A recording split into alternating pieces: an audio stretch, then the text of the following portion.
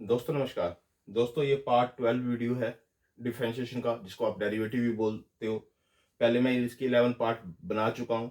जो आपका जो फर्स्ट पार्ट है इस डिफरेंशिएशन का, वो बेसिक प्रिंसिपल का, बेसिक फाउंडेशन का है। फर्स्ट ऑफ ऑल पहले आप वो वीडियो देखना। आज जो हम करने के लिए जा रहे हैं वो कंपोजिट ट्रिग्नोमेट्रिक फंक्शन है, यानी ट्रिग्नोमेट्रिक कंपोजिट फंक्शन है। तो डिफरेंशिएशन में ट्रिग्नोमेट्रिक कंपोजिट फंक्शन को कैसे सोल्व करते हैं, आज हम वो क्वेश्चन कुछ इसमें अटेम्प्ट करने के लिए जा रहे हैं। आप उसको देखिए। जो फर्स्ट क्वेश्चन दे रखा है वो क्या दे रखा है, कोसिकेंट रूट 2x प्लस में 3। इसको मैंने y के इक्वल लिख लिया। y is equal to cosecant root 2x plus में 3। अब फर्स्ट ऑफ ऑल आपको क्या करना होता है, जो ये फंक्शन होता है ना, इसको आपको कंसीडर करना होता है u। आपने इसको u कंसीडर कर लिया, इसको यहाँ राइट डाउन कर लिया, और ये u इसके प्लेस पे यहाँ पुट कर दिया।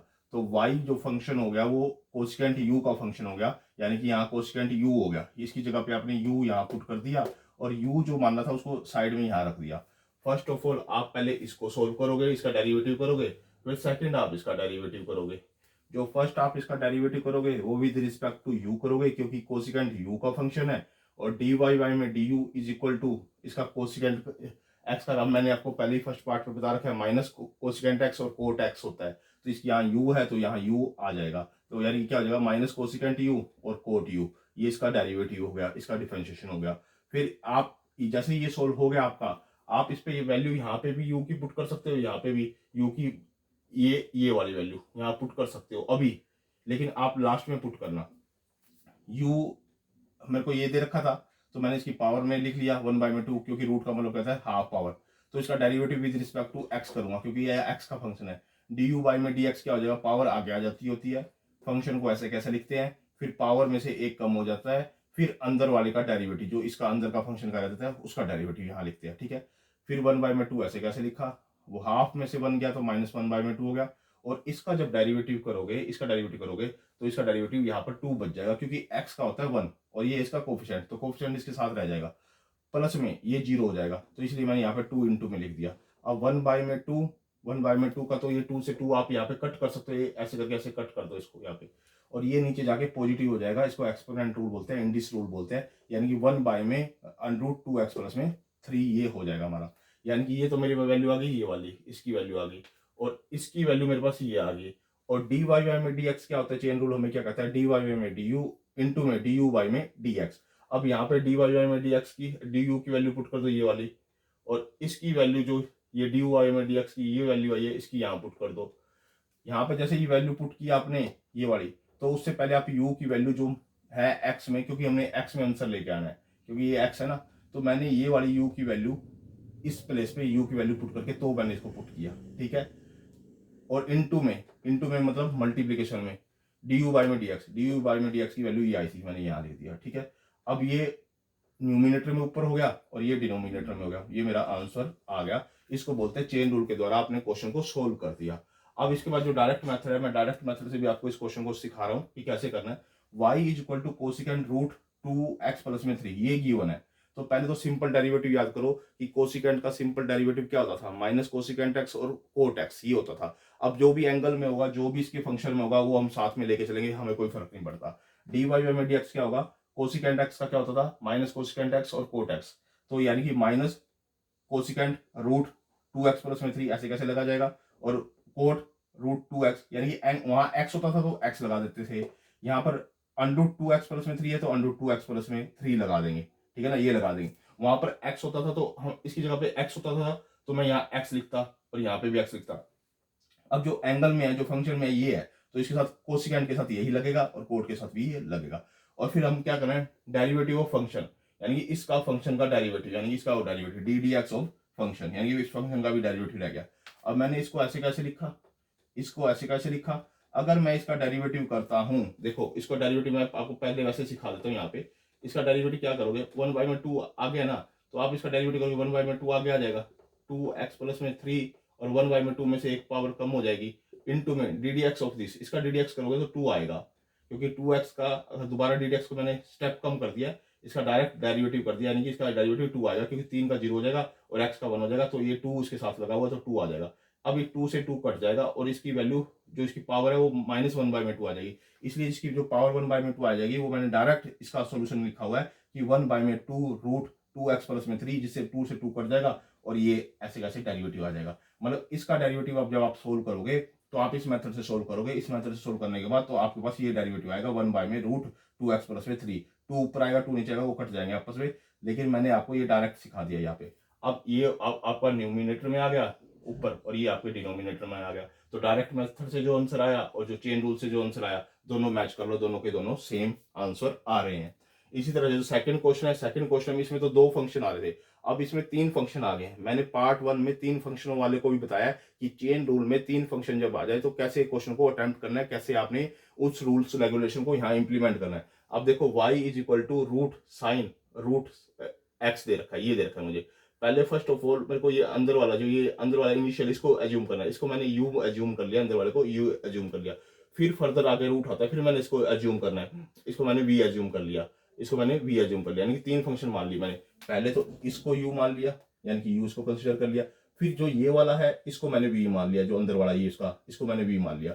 अब जो यू हो जाएगा ना, यू वो हो जाएगा साइन वी के बराबर हो जाएगा, क्योंकि वी की वैल्यू यहाँ पुट कर देंगे। ठीक है, अब हमारे 3 चीजों को सोल्व करना है। एक तो हमने जो इसको u माना है तो वो यहाँ पर u पुट कर दिया, तो रूट u हो गया y इज इक्वल टू, और u की पावर 1/2 होगी। एक तो मेरे को पहले इसको सोल्व करना है, a इसका डेरिवेटिव करना है, a इसका डेरिवेटिव करना है। फिर दूसरा मेरे को इसका डेरिवेटिव करना है, a इसका सेकंड नंबर पे डेरिवेटिव करना है।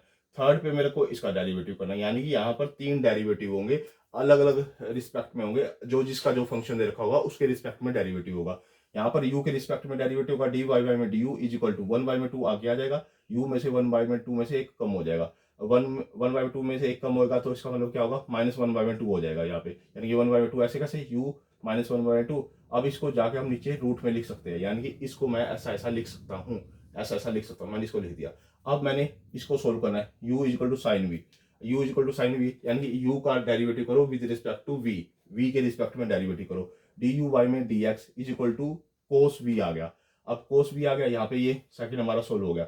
अब फिर v का करो, v वाले का third, v is equal to X की पावर 1/2 हो जाएगी, तो इसका derivative with respect to x करना है। dy में dx इज इक्वल टू 1/2 आ गया की पावर x, और 1/2 में से एक कम हो गया तो 1/2, और ये जो सोल्व होके आएगा ये रूट नीचे बच जाएगा, यानी रूट x बच जाएगा। यानी इसका डेरिवेटिव करोगे तो आपके पास ये आ जाएगा, क्योंकि इसकी 1/2 में से अगर -1 जाएगा तो -1/2 होगा।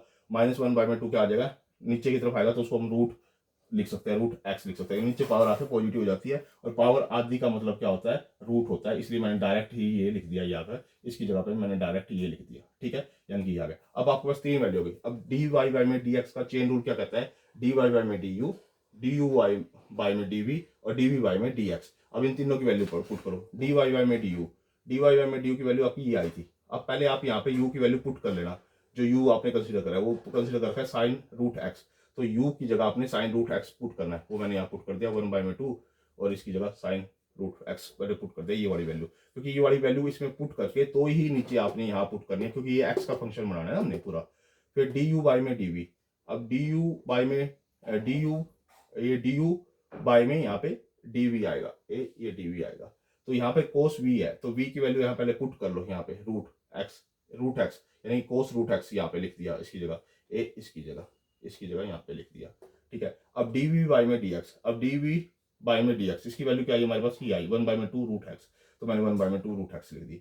अब कोस रूट एक्स ऊपर आ गया न्यूमिनेटर में, और ये दोनों नीचे डिनोमिनेटर में रह जाएंगे, तो इसको 4 हो जाएगा, और ये हमारे पास ये पूरा का पूरा मेरे पास ये आंसर आ जाएगा ये वाला। यानी कि पहले डी वाई बाई में डी यू पुट करना है, मेरे पास ये वैल्यू है, डी यू बाई में डी वी पुट करना है, मेरे पास ये वाली वैल्यू है, डी वी बाई में डी एक्स मेरे पास ये वैल्यू है। पर आपने यहाँ पर u जो वैल्यू पुट करोगे उसको x का फंक्शन बना लेना है, यानी कि इसके अंदर ये वाली u की वैल्यू पुट कर देनी है, ये वाली इसके अंदर, तो यहाँ पे पुट करना है। और डी यू वाई में dv, तो यहाँ पर पहले v की वैल्यू पुट कर लेनी है, जो x की वैल्यू है तो यहाँ पे पुट करना है। और dv वाई में dx ऑलरेडी x में होगा, ये हो गया।